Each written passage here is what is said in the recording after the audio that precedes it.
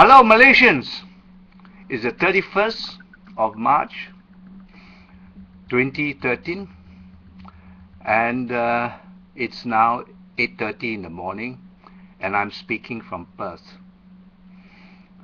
This morning I'd like to again return to the subject of Sabah and Sarawak.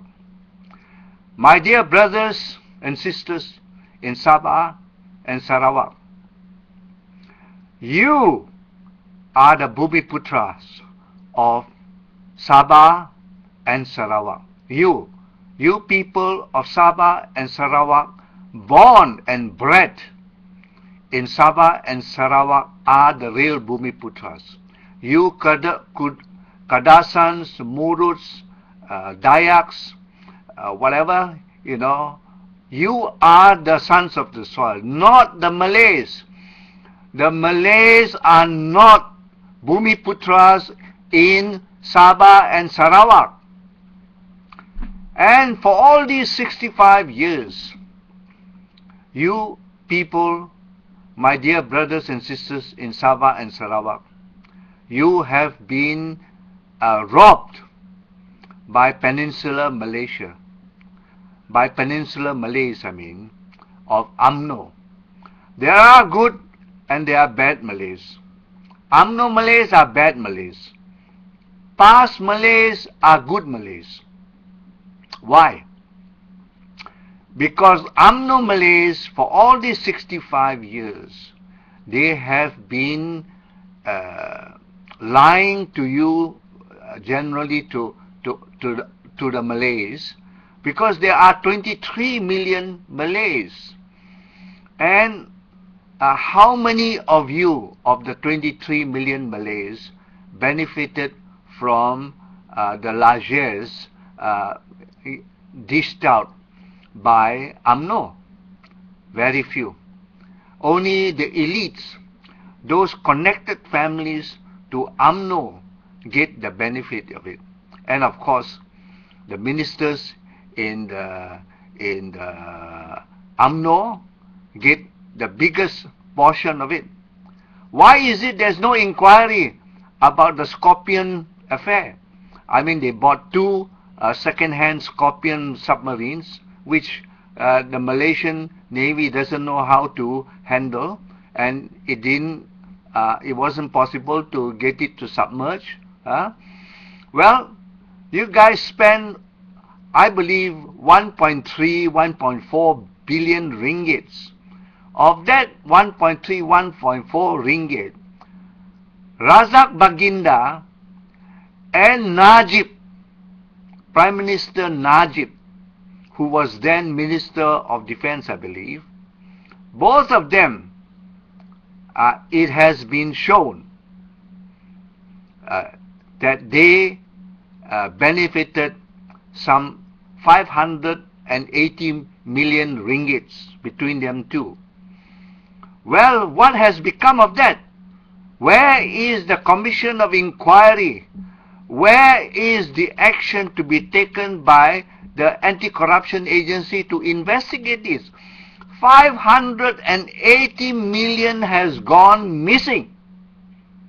And to boot, a beautiful Mongolian lady by the name of Altantuyah was blown to bits using C4 explosives, which could only be available to the armed forces of Malaysia. She was blown to bits. And what has happened? Two of the bodyguards of Najib were implicated. Two of these bodyguards, who are police, very low-level police, were found guilty of having murdered Altantuyah.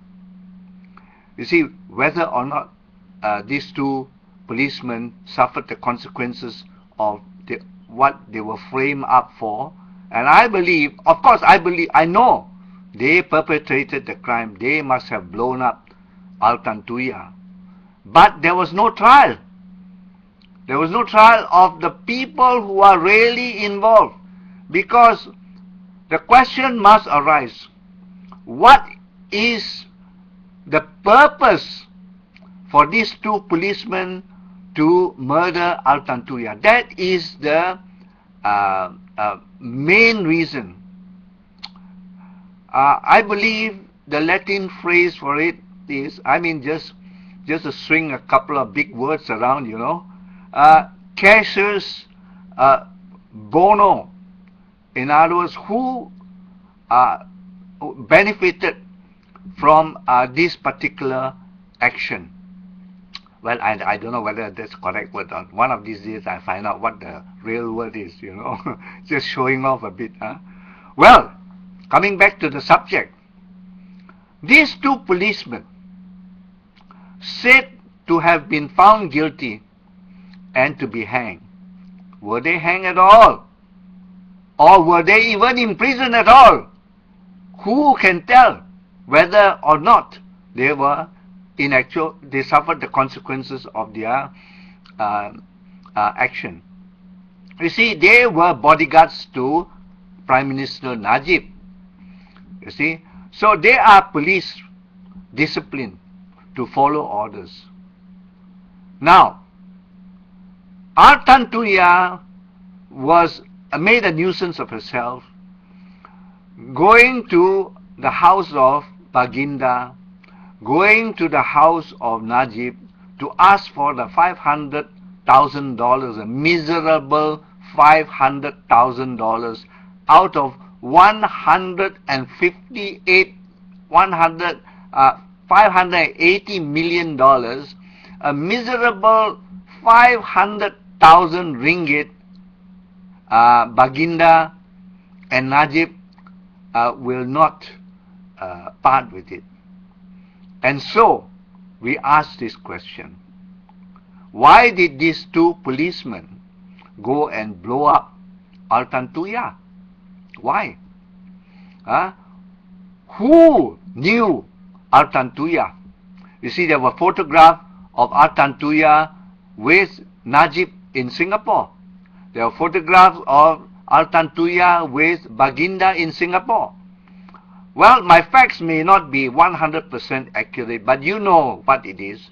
We read about this in the newspaper, and I'm just merely recounting from my faulty memory what actually has been reported to the public. Everybody knows about this.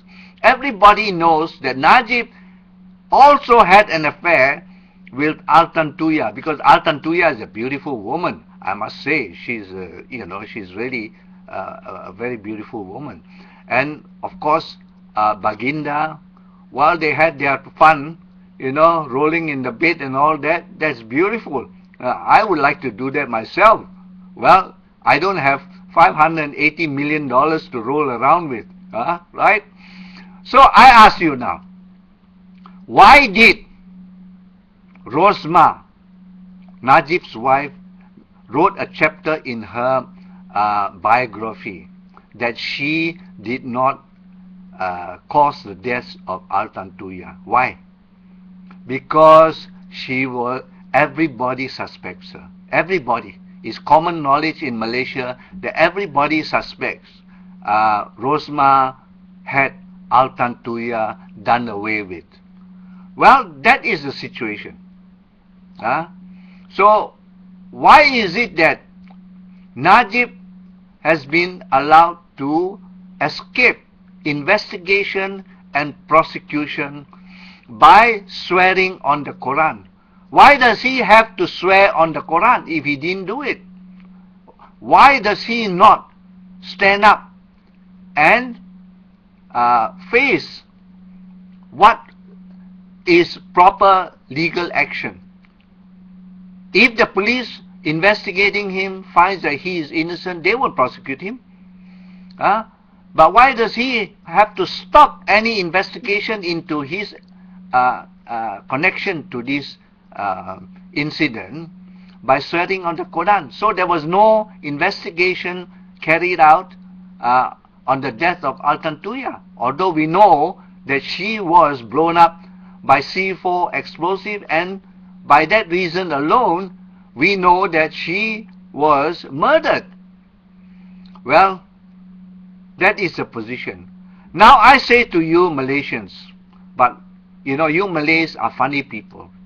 Even when a person is guilty, you will defend him, you will side with him, you will fight for him against anybody, even when you know this person has committed a crime. It's disgraceful. But anyway, you Malays have your way, and let it be said. But let me say to all Malaysians, come this general election, bear this in mind. An injustice of this nature is just not injustice to Altantuyah. That is a given. It is the nature of the judiciary, the nature of the police, the nature of the army is in question. Because they are not acting in good faith. They do not function as a true judiciary. They do not function as a true police, because they take sides. So if the police, if the judiciary, if the army takes sides, how can there be independent action taken against perpetrators of crimes, of all these crooks? How? You can only say that the judiciary and the police, they aid and abet the criminals in defending them. If the police will not investigate Najib because he's the Prime Minister, and more than just being Prime Minister, he's a Malay, is that a good thing for Malaysia? You are lawless.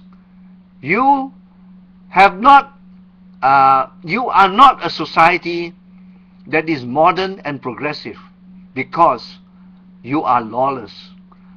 You know, for a properly functioning judiciary and a properly functioning police force, you must be honest in your dealings. You must be honest in your work.